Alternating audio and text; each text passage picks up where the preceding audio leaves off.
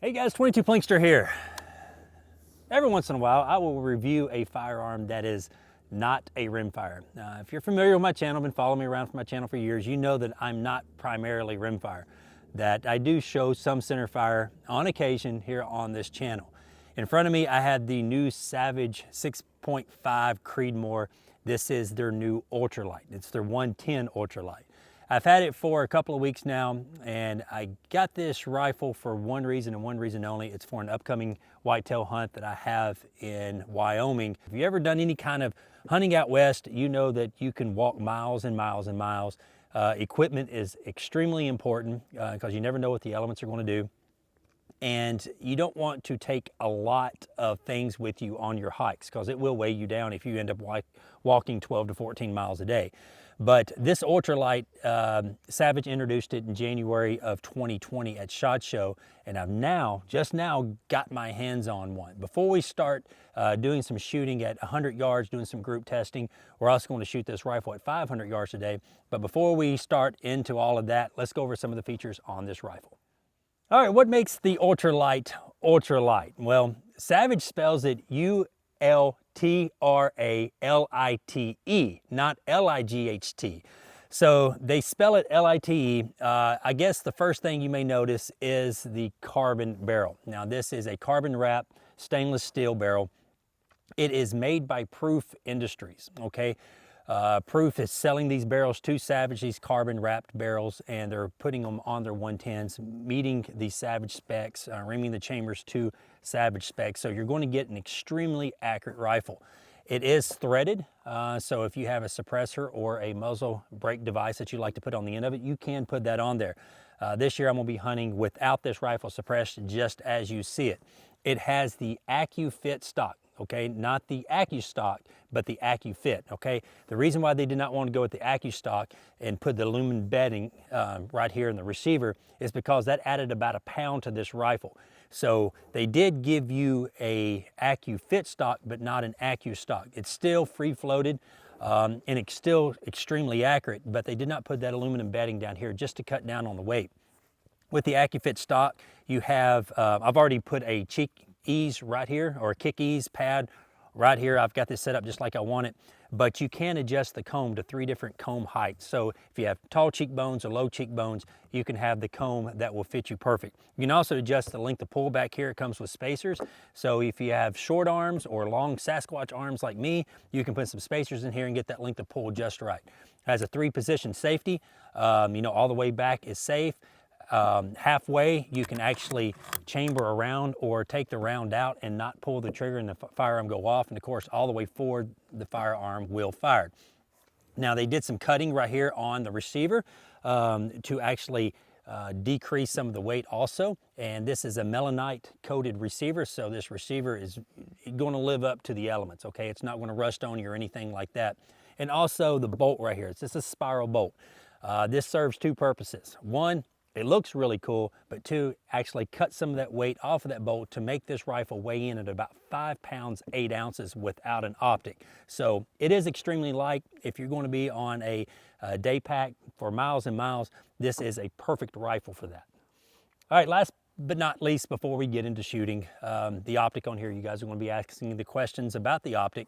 This is a Leupold VX6, okay? This is their HD model. It is, let me see here, it is a, was it a 5x18? No, it's a 3x18. Comes with your side focus. This has the fire dot right here on the side, so you can push a button, the fire dot will come on. So those low light situations, it will really come in handy. This particular one has custom turrets for it. Now this turret right here is made for the Terminal Ascent, the Federal Terminal Ascent 130 grain projectile that I will be using. Called Leupold. They were nice enough to make me a custom turret for this. They will do it for anybody on their higher end scopes with a little bit of cost. You can get a custom turret. So no matter what elevation you're going to be hunting here in Tennessee, I'm at 500 feet above sea level. Now when I go out to Wyoming, I'm going to be at about 4,500 feet above sea level. That makes a huge difference taking those long shots. It's not uncommon out there to take 3, 4, and even 500-yard shot. This rifle is fully capable of taking a 500-yard shot, but I don't want to be using Kentucky windage. I want to have the correct dial where I can make that shot. But this one, I think you can go all the way out to about 1,100 yards with this custom turret. It's got 0 stop on it, and it is the way to go. This is the second year I've been hunting with the Leupold with custom turrets out west, and they are a lifesaver. So I think I talked about everything. The rings here. These are Wheeler rings. The reason why I put them on here is because of the level. There's a level right here on the left-hand side. I like seeing that level when I get ready to take a shot, and make sure the rifle is good and level. That way you can get those little bitty small groups. I've spoken to several people who have this rifle, and they are all getting sub-MOA groups. This rifle is guaranteed 3-shot sub-MOA group at 100 yards. So sub-MOA, if you're not familiar, it's less than an inch group at 100 yards. Off camera, I've gotten as much little as a 1/2 inch group, so a 0.5 inch group, 3-shot group. So it is a good tack driver. I've talked enough about it. Let me set up a target downrange at 100 yards, and let's see what kind of 3-shot group we can get out of this rifle. All right, let's load up terminal scent, Federal Premium terminal scent. I forgot to mention it does have a detachable box magazine, and each magazine holds 4 rounds. So, all right, I'm gonna put 3 in there because we're going for a 3-shot group, because that's what Savage rates these rifles on. Because you guys, I know probably a lot of you are saying right now, why don't you shoot at 5-shot groups? That's really what a rifle would do, or a 10-shot group. Yeah, I understand that. There are some rifles that are designed, especially target rifles, that are designed to shoot 5 and 10-shot groups, okay? This is a hunting setup, okay? The chances of you getting more than 3 shots off at an animal are slim to none. That's why most hunting rifles like this, or rifles that have a sporter style barrel that heats up really, really fast but cuts down on the weight, only guarantees the rifle at 3-shot group. So that's what we're gonna do, 3-shot group.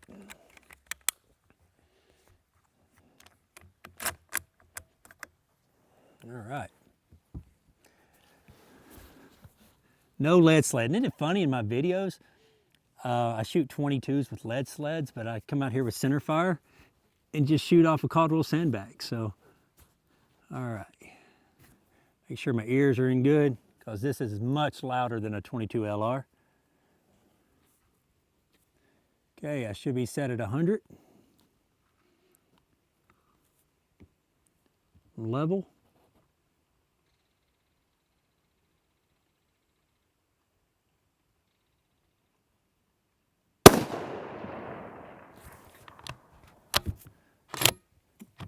Little high left, not too bad. May have to adjust the scope a little bit.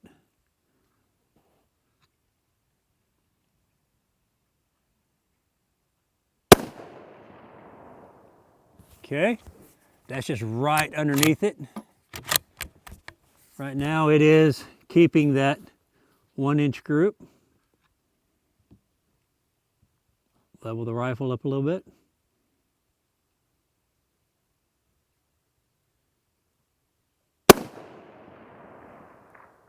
There you go. That's about a 0.8 inch group. I'm going to retrieve the target. I think I can do a little bit better than that. This rifle is on a cold bore. That is the first 3 shots I have fired at this morning. So I'm going to set up another target down there and see if I can get just a little bit better group. All right, I retrieved my target downrange. There you go. That's a little less than an inch, probably about a 0.8, okay? I think this rifle can do better. Actually, I know this rifle can do a little bit better than that. I've shot 3-inch groups better than that, around like 0.5, 0.6. So got another magazine loaded up here. Same Federal terminal scent. Let's just see what we can do here.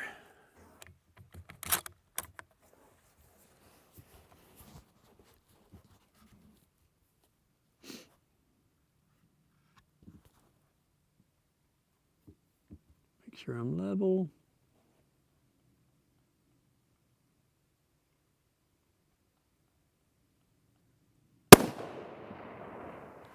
Okay. I'm noticing something. I am shooting a little to the left. I may need to move my optic a little bit. About 3 clicks to the right. And this optic, this Leupold is MOA.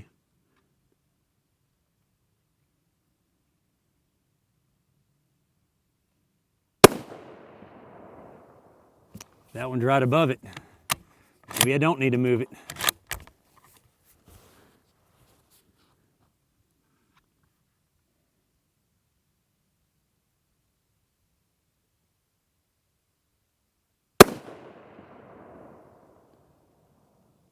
Yep, that's about the same size group. So those last two were probably about, I don't know, probably about a ½ inch apart.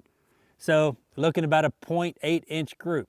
Anything sub MOA, it's plenty enough to take, you know, a whitetail out at 500 yards. So I'm gonna reset all the cameras and everything. I've got a steel target. I think it's a 10 or a 12 inch steel plate, challenge target plate down there at 500 yards.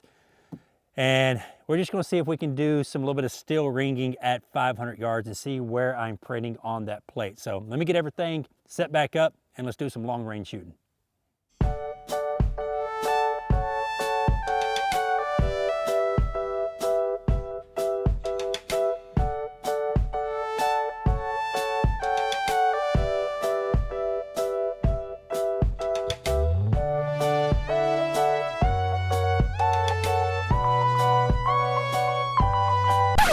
All right, retrieve my target downrange. I'll get a close-up of it, but it's about a 0.8 inch group.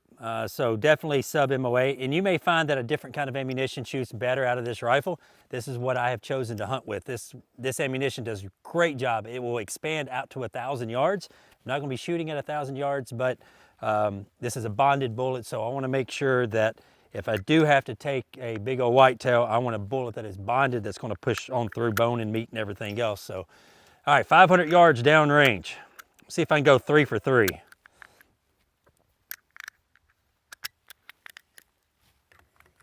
All right, so according to these shots, I'm shooting a little bit to the left. So I moved my optic 2 clicks, so to the right, and I'm gonna dial this dial to 500 yards, and I should just be able to hold right on it. So here we go.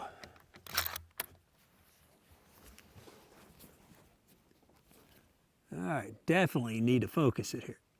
There we go.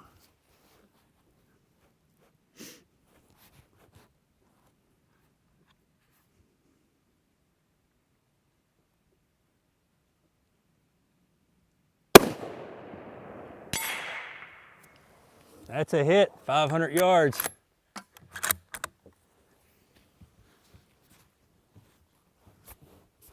Takes forever for that sound to get back to me.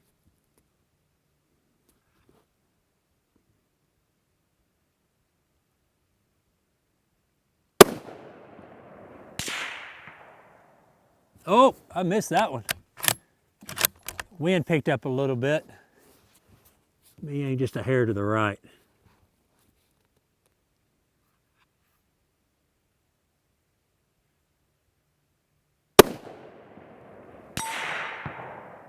Dead center of that target at 500 yards. Yeah, she'll shoot. All right, final thoughts on the Savage Ultralite. Here was my first group. It's 0.8.